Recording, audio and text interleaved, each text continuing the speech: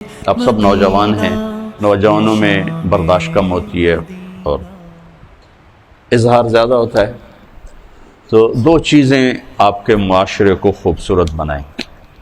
آپ کا ایک چار دیواری ہے، یا آپ کا گھر ہے، یا آپ کا مدرسہ ہے، یا آپ کی رہائش گاہ ہے، یا آپ کا سکن ہے، یا آپ کا ہاسٹل ہے، جو اس کو نام دے دو۔ بہرحال اس وقت آپ ایک خاندان کے 400 افراد جہاں جمع ہو، اپنے استادوں سمیت، یہاں کے خدام سمیت، اس میں جو خوبصورتی آئے گی اجتماعی طور، انفرادی خوبصورتی ہے کہ بنیاد اچھی ہو، وہ نماز، ذکر، تلاوت، اور اجتماعی خوبصورتی آئے گی آپ کے اچھے اخلاق سے، آپ کے اچھے اخلاق، آپ کے میرے اچھے اخلاق، برداشت کر، سہ جانا، پی جانا، بہت بڑی طاقت بنیں گے آپ اگر آپ کو سہنا آ گیا اور برداشت کرنا آ گیا۔ چونکہ جب آپ برداشت کرتے ہیں نا تو اندر میں ایک طاقت پیدا ہوتی ہے، وہ طاقت آپ کی روح کو پرواز دیتی ہے اور اگلوں کے لیے تسخیر کا کام دیتی ہے۔ اور اگر آپ پھٹ گئے تو بم کے پھٹنے سے کیا ہوتا ہے؟ تباہی آتی ہے۔ جب آپ پھٹیں گے یا میں پھٹوں گا تو معاشرے میں تباہی آ جائے گی۔ تو اس کے لیے آپ دو چیزوں کا اہتمام فرمائیں۔ ایک، اپنی زبان کی حفاظت فرمائیں۔ آپ اس 400 کے معاشرے میں کوئی غیبت کرنے والا نہ ہو، کوئی جھوٹ بولنے والا نہ ہو، کوئی کسی کو طنز کرنے والا نہ ہو، تانا دینے والا نہ ہو۔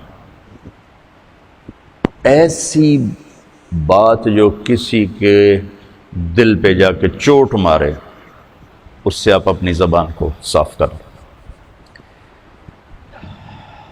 کبھی اس پہ قابو پا سکیں گے، کبھی نہیں، کبھی رہ جائے گا، کبھی ہو جائے گا۔ تو جب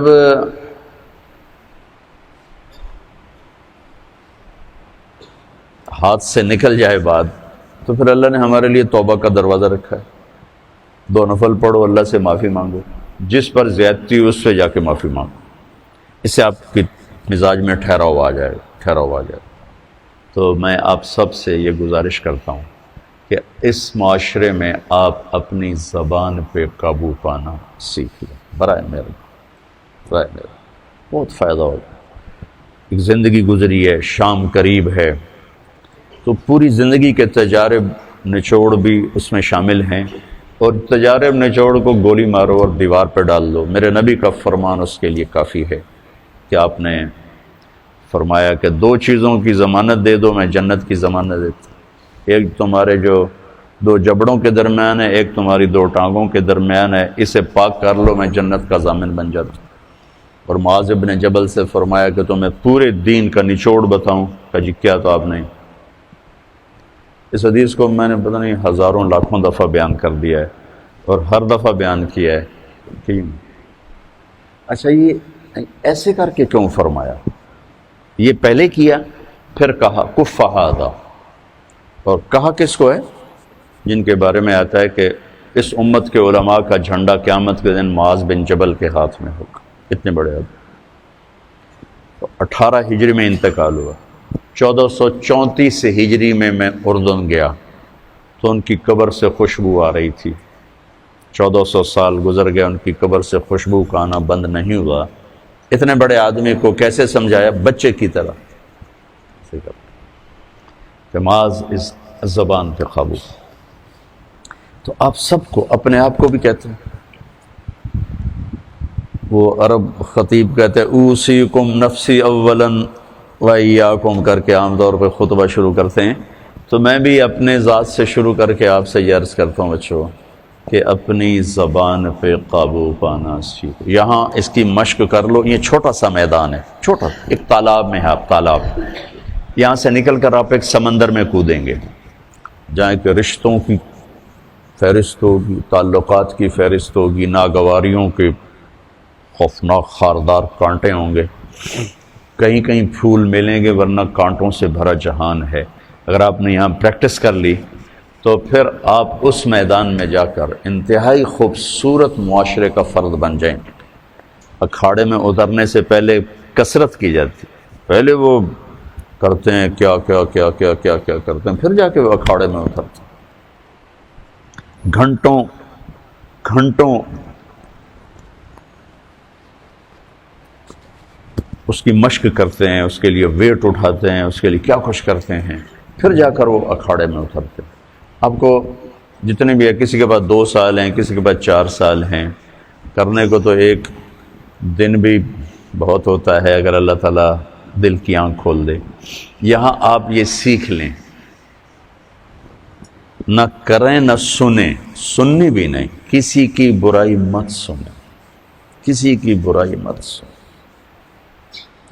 آپ خوشحال رہیں گے، پرامن رہیں گے۔ کسی کی برائی نظر آئے تو آنکھیں بند کر لیں، اندھے ہو جائیں، اس کی اصلاح کے چکر میں نہ پڑیں، آنکھوں پہ اپنے پردہ ڈال لیں۔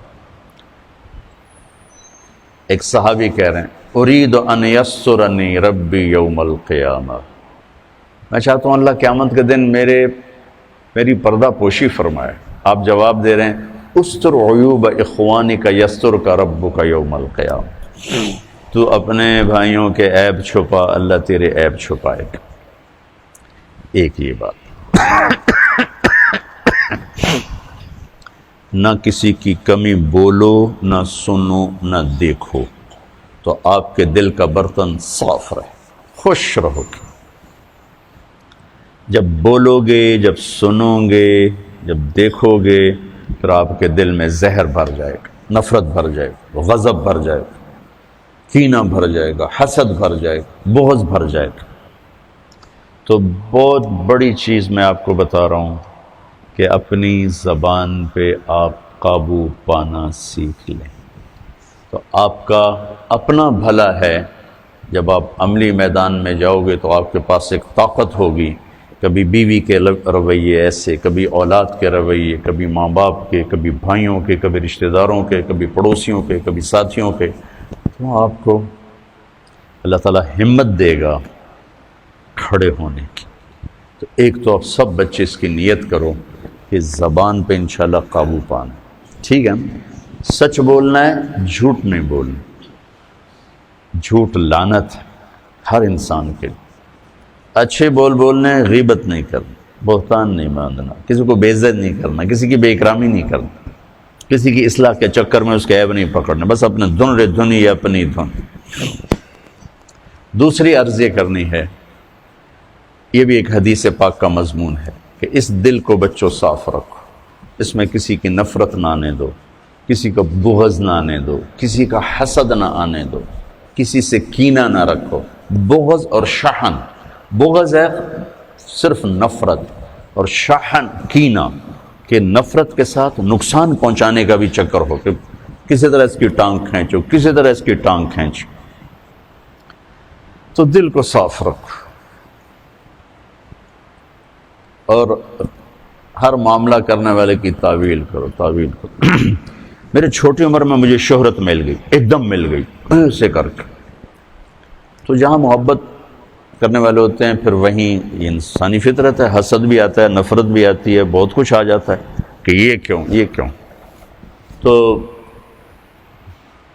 مجھے ایک بہت بڑی مشکل کا سامنا کرنا پڑا، جھوٹے الزام اور بہتان، بہتان، بہتان، ہذا سبحانک ھذا بہتان عظیم، ایسا کچھ۔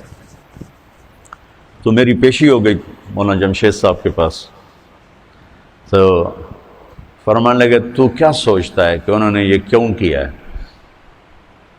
تو میں نے کہا جی حسد ہے اور کیا ہے۔ اللہ ان کی قبر روشن فرمائے، واللہ اس کے سوا کچھ نہیں تھا، لیکن اور میرے استاد کو بھی پتا ہے کہ اس کے سوا کچھ نہیں۔ کہا نہیں بیٹے، یہ مت کہو کہ حسد، یہ کہو کہ تیری اصلاح کے لیے انہوں نے یہ کیا ہے۔ میں نے کہا اچھا استاد جی، آپ فرماتے ہیں تو میں تسلیم کرتا ہوں، میری اصلاح کے لیے کیا ہے۔ یہ انہوں نے مجھے پہلی ضرب لگائی تھی منفی خیالات کو توڑنے کی اور مثبت سوچنے۔ تو اس دل کو سب کی نفرت سے صاف کرو، سب کے بغض سے، سب کے حسد۔ پہلے حدیث بھی سن لو، یا بنی انس